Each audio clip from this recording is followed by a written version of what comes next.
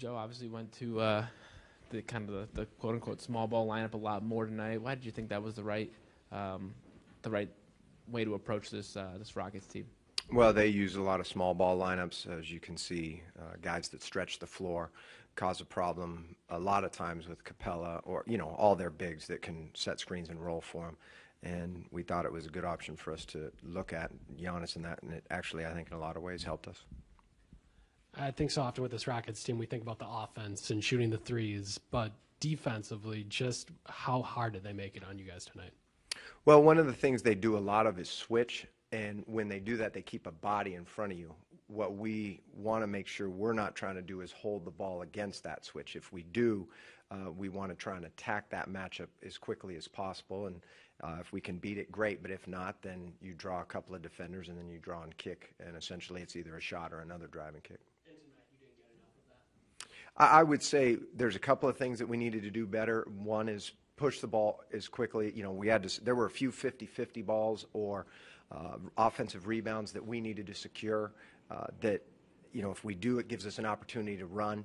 If we run, then we can maybe put them on their heels and keep them on their heels. But we do, the ball needs to move. Then in a lot of other situations, we found the matchup or created the matchup either way.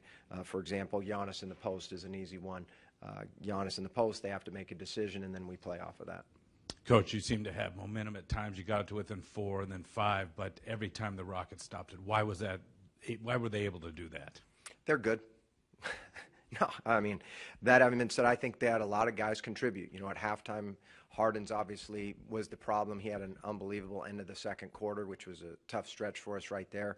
But then you come out, we don't have the start to the third quarter that we want, but the point is over the course of the third and fourth, now you've got multiple guys hitting shots.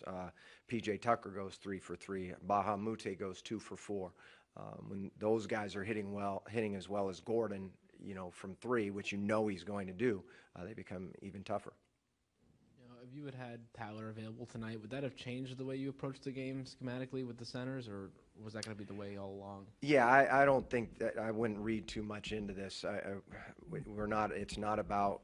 Look, Tyler wasn't available tonight. That's the bottom line there. We can talk about other guys being available, not available. At the end of the day, the guys that were there, you got to be ready to go in and compete. I thought we competed extremely hard tonight. I thought we gave great effort.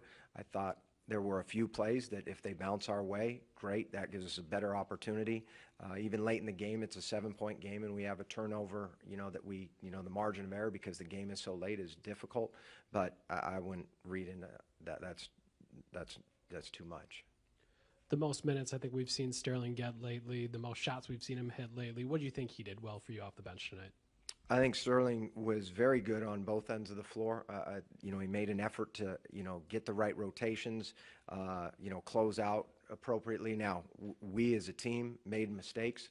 There was adjustments that maybe we should have gone to earlier. A lot of things, but overall, I thought Sterling was very positive in terms of trying to make the right plays, whether it was attack the basket or shoot the 3, and as well defensively putting the energy and effort into it that we need.